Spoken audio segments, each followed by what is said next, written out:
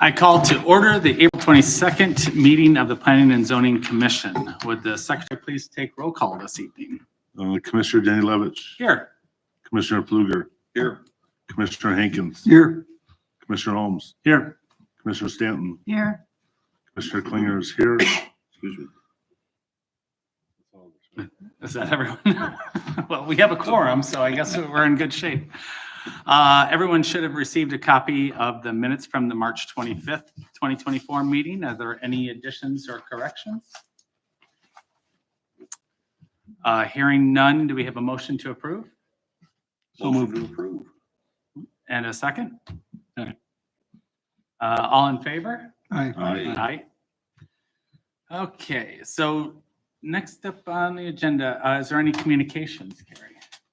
Commissioner Scott Heidemann did resign. He had some, some conflicts. And he may volunteer again in the future, but right now it just wasn't working out for him. So I didn't realize his name wasn't on here. yeah.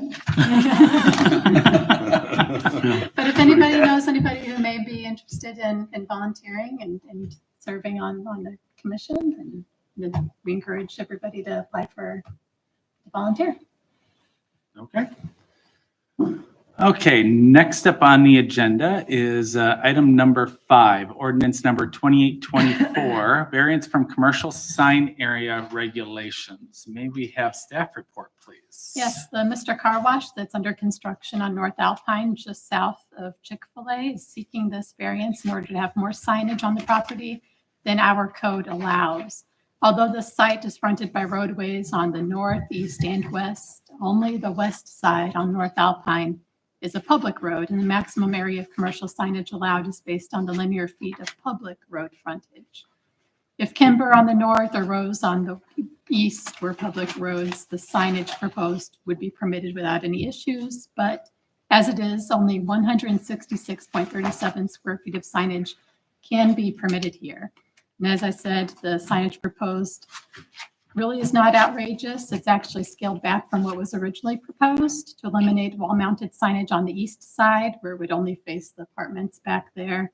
And they eliminated some signage on the southern facade further to the east, the back side of the building, because development on that lot to the south would obstruct those signs and the visibility of those signs anyway.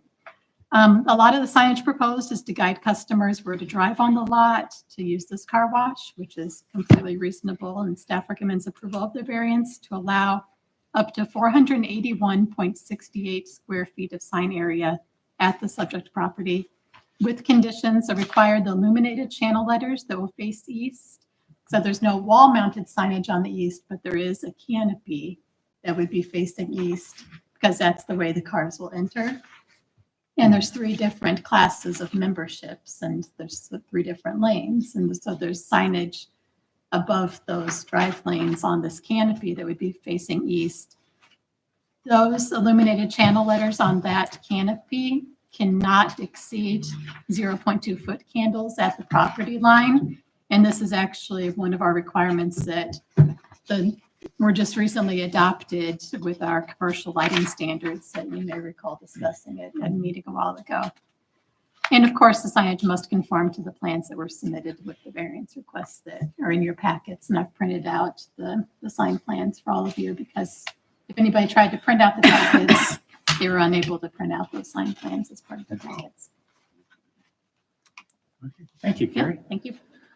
Is the applicant present? Are you Mr. Potts? I am. You raise your right hand. You solemnly swear to tell the truth, the whole truth, and nothing but the truth, and help you God. I do. State your name and address for the record, please. My name is Gary Potts. I am the owner of Professional Permits. My address is 58171 Dragonfly Court in Osceola, Indiana. Here tonight on behalf of Car Wash Partners West LLP, who is the property owner, also Mr. Car Wash. Staff did a fantastic job of kind of summarizing everything that we are requesting.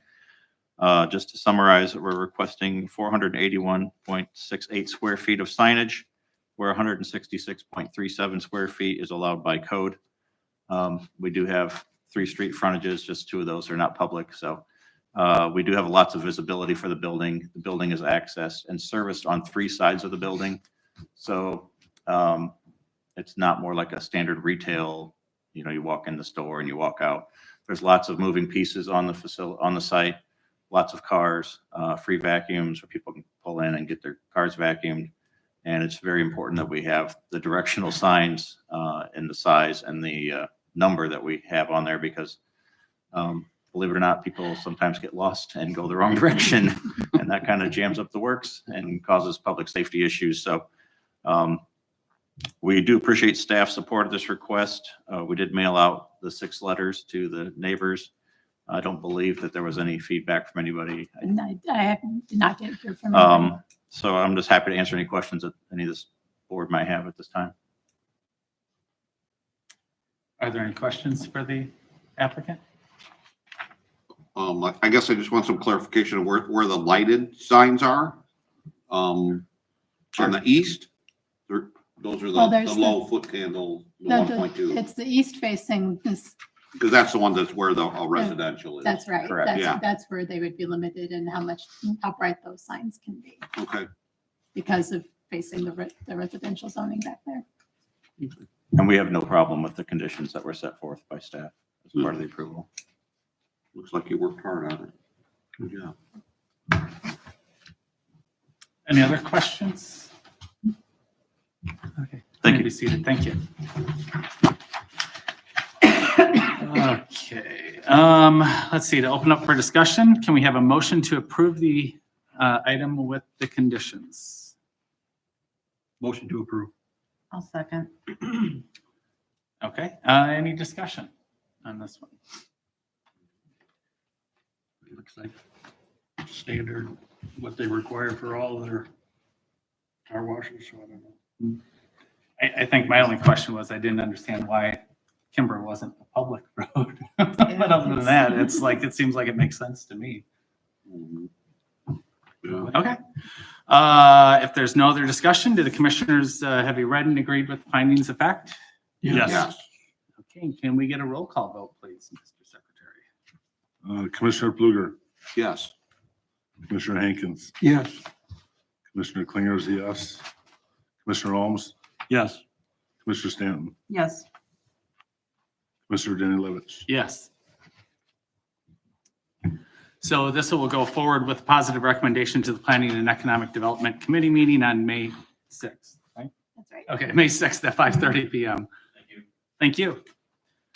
Next on the agenda is item number 6, ordinance number 2924, variance from commercial fencing requirement. May we have staff report, Yep, please? the applicant, Mr. Tricky, purchased this property and improved this multi-tenant commercial building down at 7817 North Second Street. And part of the improvements included removing a structure on the lot and expanding the parking lot. Our code does require effective screening where commercial lots abut residential properties. And although there are plantings along the north and south property boundaries, it's not really providing the effective screening like our code requires in the way that a fence would. However, requiring a fence along these boundaries would make it difficult for those adjacent residents to use their own driveways because those driveways are right along those property lines pretty much. And it's been that way since these lots developed a long time ago. There was not fencing along these lot lines previously, and staff is recommending approval of this variance to not require the fencing along those north and south lot lines now. But with that recommendation, we also recommend conditions to require the fence along the rear property where there's residential properties that back up to it to be maintained in good order. I did get one call from a resident concerned about that fence who lived on Grenville, who backs up to this property, and he wanted to make sure that fence was going to be in good shape.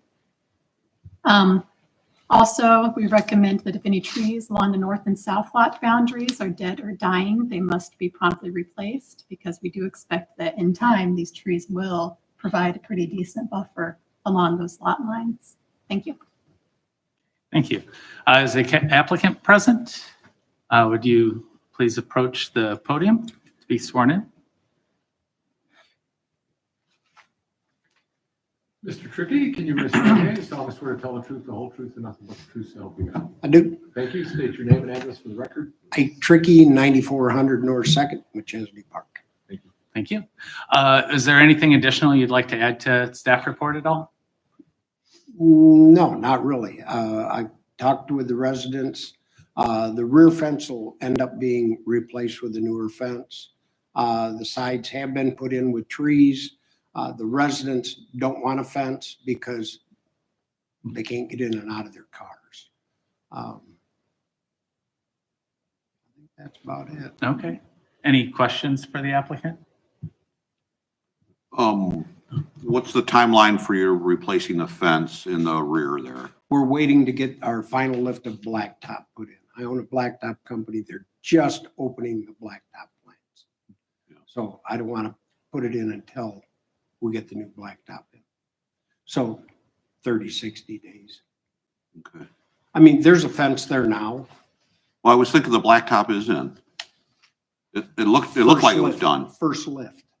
Oh, gotcha. It gets 2 lifts. Everybody was under the assumption it was done. I own a seal coat and blacktop company. Mhm. So we've already striped it so Yeah. we could get our first tenants in. Mhm. The building is now full. It's not completely occupied, but it's been all rented.